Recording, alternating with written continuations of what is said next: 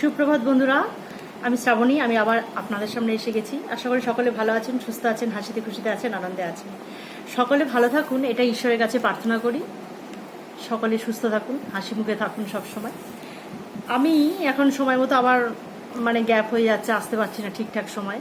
তো আশা করি আমার সকল বন্ধুরা আমার সাথে নিশ্চয়ই থাকবেন, কেননা বুঝতেই পারছেন আমি অনেকবার আগের ভিডিওগুলোতে বলেছি যে আমার এত কাজের চাপের মধ্যে আমি প্রত্যেকদিন ঠিকঠাকভাবে আসতে পারবো না হয়তো আর, কেননা আমার বাড়িতে প্রতিমা তৈরি হয়। সেই কাজের জন্য আমার অনেক সময় অনেক ব্যস্ত থাকতে হয় আর কি, তাই জন্য আমি সবসময় আপনাদের সামনে আসতে পারি না। তো যাই হোক, আজকে আমি আবার স্বামীজির বই থেকে পাঠ করে শোনাবো আপনাদের, স্বামীজির রচনা সমগ্র থেকে।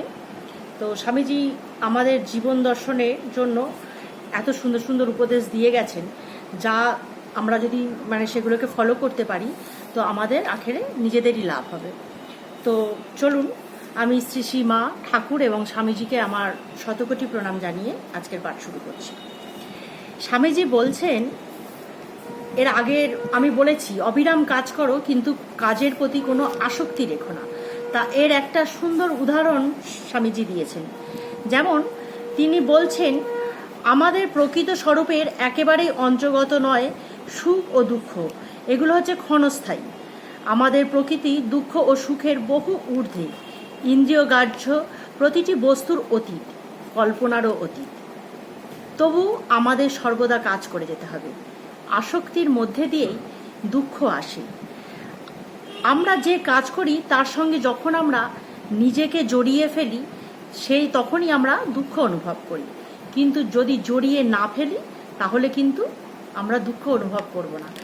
এই উদাহরণ দিয়েছেন, একটা সুন্দর উদাহরণ, যে আমরা আমাদের ধরুন ছবি তোলা হয়েছে, ফটো, যদি সেটা কোনো কারণে পুড়ে যায় তখন আমরা দুঃখ অনুভব করব কখন? যখন আমাদের নিজেদের ছবি হবে, সেটা আমার সন্তান, আমার নিজের, আমার স্বামী, আমার শাশুড়ি, এরকম আর কি নিজের হবে, তখন কিন্তু আমরা এটা খুব দুঃখ পাবো যে এই ছবিটা পুড়ে গেল।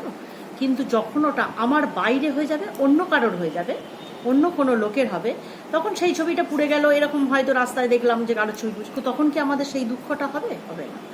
এটাই বলছে যে যেহেতু আমার নিজের ছবি, তখন আমরা সেটার সাথে আমাদের নিজেদেরকে জড়িয়ে ফেলেছি, তাই জন্য আমরা কিন্তু দুঃখ অনুভব করছি। কিন্তু অন্যটির ক্ষেত্রে আমরা দুঃখ পাচ্ছি না। একই ব্যাপার, আমি আর আমারই হচ্ছে সব দুঃখের কারণ। আমার আর আমি, এটাই হচ্ছে সব কিছু দুঃখের কারণ। অধিকার চেতনা থেকে আসে স্বার্থপরতা, আর স্বার্থপরতা আনে দুঃখ। স্বার্থপর প্রতিটি কাজ এবং স্বার্থপরতার প্রতিটি চিন্তা কোনো বস্তু বা বিষয়ের প্রতি আমাদের আসক্ত করে তোলে এবং সঙ্গে সঙ্গে আমরা তার কৃতদাস হয়ে পড়ি। যখনই কোনো কিছুর প্রতি আমাদের আসক্তি এসে পড়ে তখনই আমরা সেইটার প্রতি কৃতদাস হয়ে যাই। কোনো চিন্তা বা কোনো বস্তু বিষয় যদি আমাদের আসক্ত করে তোলে তাহলেই আমরা কৃতদাস হয়ে পড়ি। চিত্তের প্রতিটি তরঙ্গ বলে আমি এবং আমার। আমরা এটাই তো শিখেছি, আমি সবসময় আমি এটা করলাম বা আমার, এই হচ্ছে ব্যাপার। এবং তৎক্ষণাৎ সেই ব্যাপারটা আমাদের শৃঙ্খল দিয়ে ঘিরে ফেলে, আমাদের কৃতদাস করে তোলে।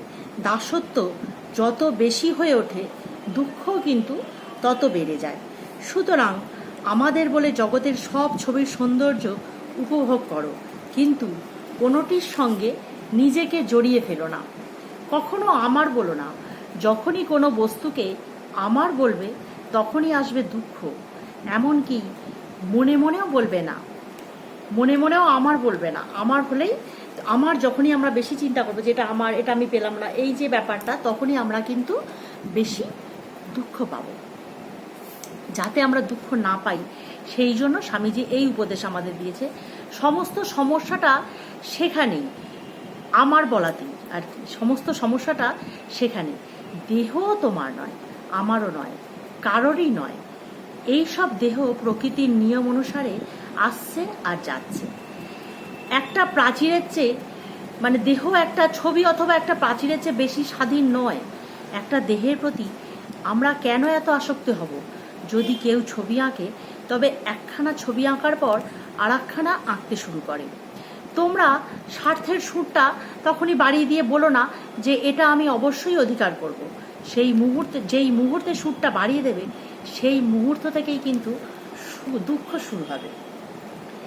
সুতরাং প্রথমে স্বার্থপরতার সুর বাড়াবার প্রবণতাটা নাশ করো, এবং যখন তোমরা সেটাকে দমন করার মতো শক্তি অর্জন করতে পারবে তখন সেটাকে ধরে রাখার চেষ্টা করো।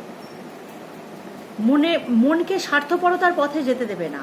তারপর তোমরা জগতে বেরিয়ে গিয়ে যত পারো কাজ করো, সবার সঙ্গে মিশবে, যেখানে খুশি যাবে, কখনোই কোনো অন্যায়ের ছোঁয়ায় কুলসিত হবে না। জলে পদ্মপাতা আছে, আর একটা সুন্দর উদাহরণ যে পদ্মপাতা কিন্তু জলেই জন্মায়, জল তাকে কিন্তু স্পর্শ করতে পারে না, তাতে লেগে থাকতেও পারে না। পদ্মপাতায় জল স্পর্শও করতে পারে না, লেগে থাকতেও পারে না, কিন্তু তার জন্ম কিন্তু জলে। হ্যাঁ, এত সুন্দর উদাহরণ। সংসারে তোমরা এমনিভাবেই থাকবে, কাম শূন্যতা অথবা অনাসক্তি। আমার মনে হয় আমি তোমাদের বলেছি যে অনাসক্তি ছাড়া কোনো রকমের যোগ সাধনাই হতে পারে না। অনাসক্তি হলো সব যোগের ভিত্তি। যে লোক গৃহে বাস, সূক্ষ্ম বস্ত্র পরিধান এবং সুস্বাদু খাদ্যভোজন পরিত্যাগ করে মরুভূমিতে অর্থাৎ কোনো পরিত্যক্ত নির্জন স্থানে যায়, সে লোকও অতিমাত্রায় আসক্ত হতে পারে। তখন তার একমাত্র সম্পদ তার দেহটা তার কাছে সর্বস্ব হয়ে ওঠে, এবং যেহেতু সে বেঁচে আছে সে তখন শুধু তার দেহের জন্যই সংগ্রাম করে চলবে। অনাসক্তি বলতে এমন কিছুকে বোঝায় না যা আমরা আমাদের এই বাইরের দেহটার জন্য করি। অনাসক্তি বলতে যা বোঝায় তা সব আছে মনে, আমি ও আমার। ওই বন্ধনের যোগসূত্রটি আছে মনে। আমাদের দেহ ও ইন্দ্রিয়গ্রাহ্য বস্তুসমূহের সঙ্গে আমাদের যদি কোনো যোগ না থাকে, তাহলে আমরা যেখানেই থাকি না কেন এবং যা কিছুই করি না কেন আমরা অনাসক্ত থাকব। একজন লোক সিংহাসনে বসে থেকেও সম্পূর্ণ অনাসক্ত থাকতে পারে, আবার অন্য আর একজন লোক ছেঁড়া পোশাক পরে থেকেও খুব বেশি মাত্রায় আসক্ত হতে পারে। প্রথমে আমাদের এই অনাসক্ত অবস্থা লাভ করতে হবে, এবং তারপর যা শেখায় আসক্তি ত্যাগ করতে আমাদের সাহায্য করে, যেটা কর্মযোগ আমাদের এমন এক পদ্ধতি শেখায় যা আসক্তি ত্যাগ করতে আমাদের সাহায্য করে, যদিও এই কাজ খুবই কঠিন।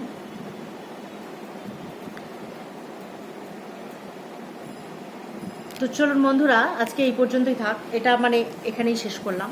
এর থেকে আবার বাড়িয়ে ফেললে আপনাদের শুনতে অসুবিধা হবে। এত সময় কারণ নেই যে 8-10 মিনিট ধরে একজনের ভিডিও দেখবে। তো যাই হোক, আশা করি ভালো লাগলে অবশ্যই কমেন্ট আশা করতে পারি আপনাদের কাছে। তো ছোট ছোট কমেন্ট করে আমাকে অবশ্যই এগিয়ে যেতে সাহায্য করবেন। আর আমরা অবশ্যই স্বামীজির পথ অনুসরণ করব। উনি যে পথে আমাদের নির্দেশ দিয়েছেন আমরা চেষ্টা করব।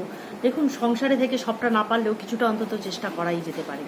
হ্যাঁ, এখন তো সবাই একটা জিনিসই চায় যে কিভাবে নিজেদের সবার কাছে প্রকাশিত করব, কিন্তু সেই প্রকাশিতর মধ্যে অনেক রকম গন্ডগোল হয়ে আসছে। এটাকে আমি আর বেশি বাড়াচ্ছি না, এই কথাটা বাড়ালে আমার পাঠের ঠিক হবে না, মর্যাদাটা থাকবে না।